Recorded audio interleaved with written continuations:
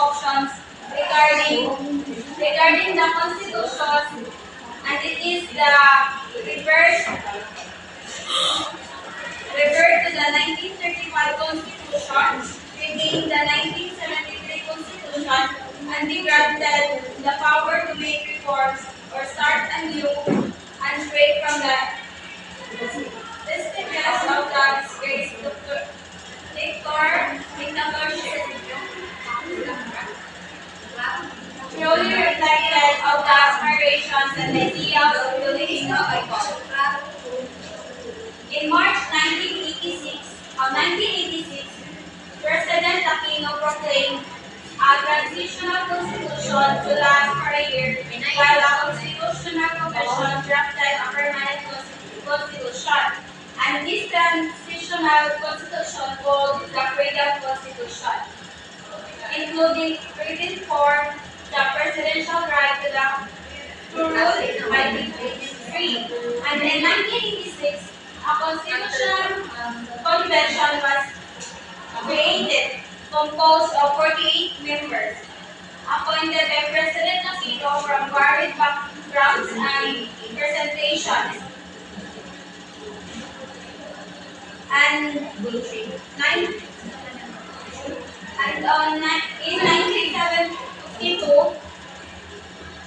convention drew up a new constitution sa Balinan sa Ibabaw, largely restoring the setup abolished by Marcos, and officially adopted on February 2, 1987. The Constitution begins with a preamble and 18 self-contained articles. It established the Philippines as a democratic Republican state. Sovereignty resides in the people, and all government authority emanates for them. It allocates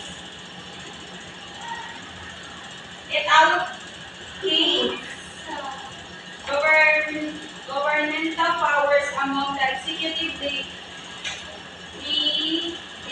legislative, and judicial branches of the government. The president and vice president serving as single 6-year term.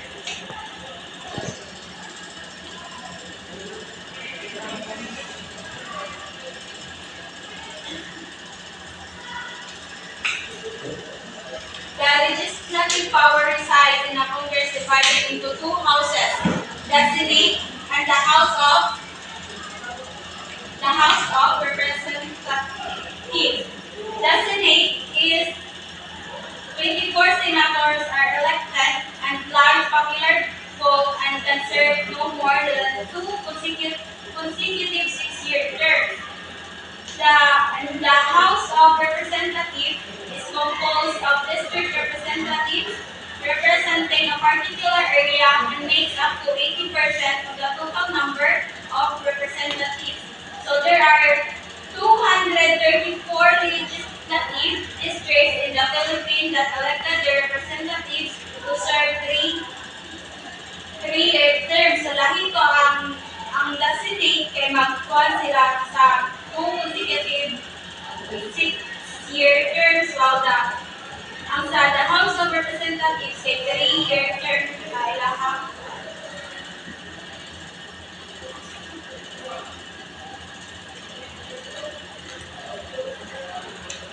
The 1987 Constitution created a party-list system under represented community sectors or groups, and party-list representatives may fill up not more than 20% of the seats in the House.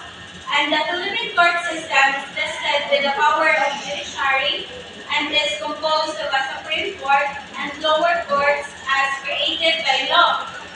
The Supreme Court system is a 15-member court appointed by the President without the need to be confirmed by Congress. The appointment that the President makes is limited to a list of nominees provided by a constitutionally specified judicial Judicial and Bar Council.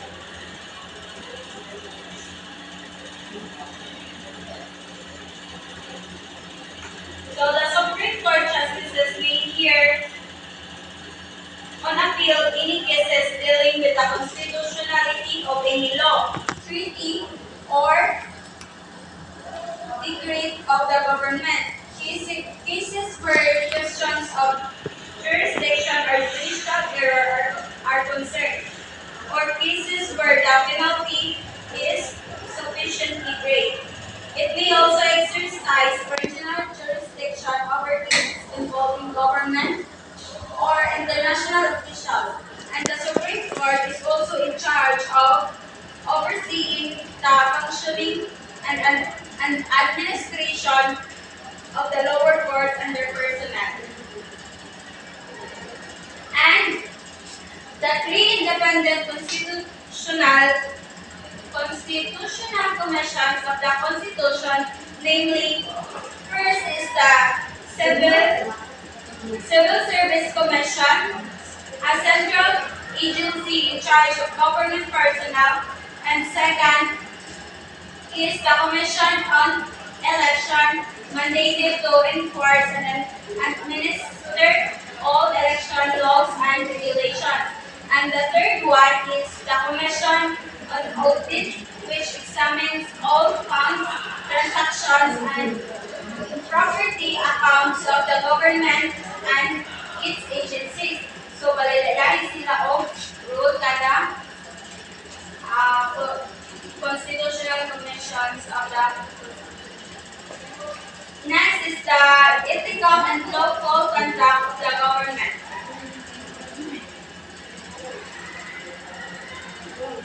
The office of the ombudsman was created to investigate complaints that pertain to public corruption, unlawful behavior of public officials, and other public misconduct. The ombudsman can charge public officials before the Sandigan Bayan, a special board created for this purpose. And next, I am going to talk about the attempts to amend or change 1987 Constitution.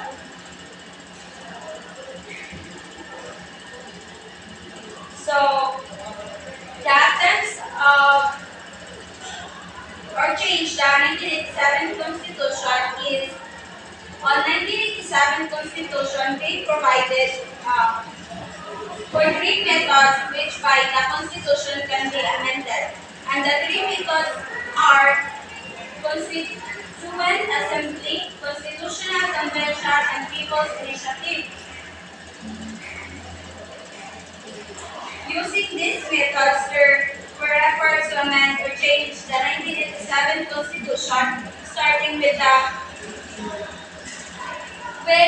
presidency of Fidel V. Ramos and Corazon, who succeeded Corazon Aquino. So, on 1995 and 1997, on 1995 is the first attempt, and the Secretary of National Security Council, Jose Almonte, drafted a constitution. But it was exposed to the media and it never prospered. The second effort happened in 1997,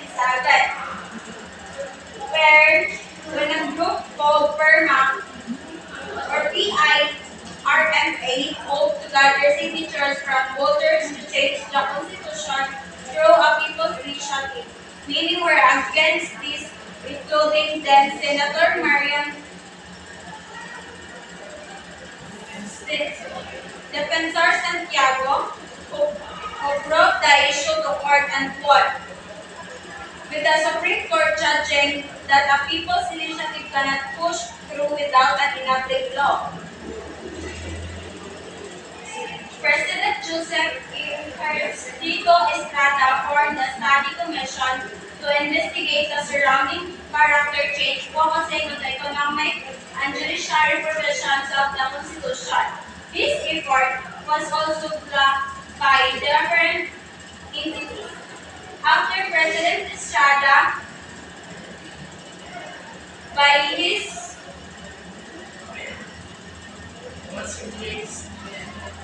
was after President Estrada was replaced by another people power and succeeded by his Vice President Gloria Macapagal Arroyo.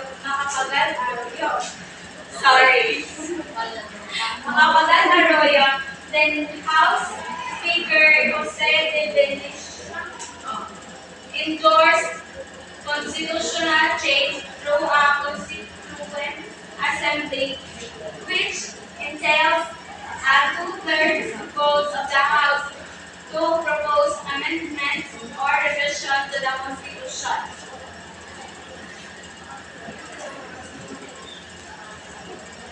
And the administration of succeeding President Benigno Aquino III had no more interest in character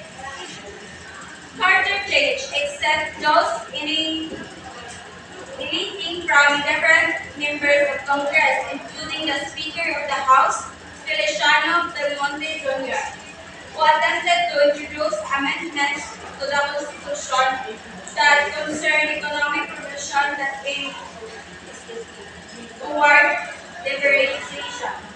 This report did not see the light of day. And federalism in the Philippines was supported by President Duterte in the 2016 presidential election, saying that it will evenly distribute wealth in the Philippines instead of concentrating in the Manila, the capital of the country. And as a form of government, a central governing authority and constituent political units constitutionally shared sovereignty applied to the Philippines, the country will be broken into autonomous regions. Each region will be further divided into local government units, and the regions will have the primary responsibility of industry, development, public safety and instruction, education, healthcare, transportation, and many more. And each region will also be in charge of their own finances, plans for development, and laws exclusive to their area. The national government, on the other hand, will only handle matters of national interest such as foreign policy and defense, among others. In this system, it is possible for the central government and the regions to share certain powers. And in our current system is that of a unitary board where administrative powers and resources are concentrated in the national government. Mayors and governors will have to rely on allocations divided to them through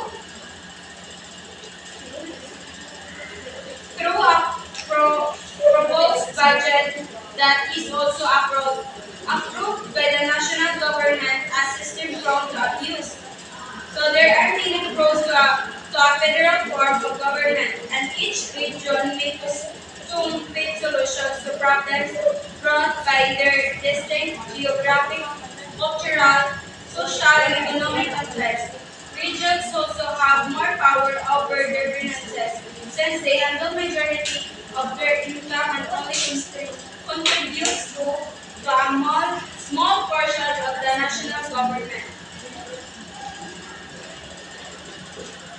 There are also cons of federalism, where while it creates competition among regions, it could also be a challenge to achieving unity in the country. There might be regions where are not ready to govern themselves or have lesser resources, which could mar them deter in poverty and make development uneven in the country. There could be issues regarding overlap in jurisdiction, since may arise where national ends and regional begins or vice versa.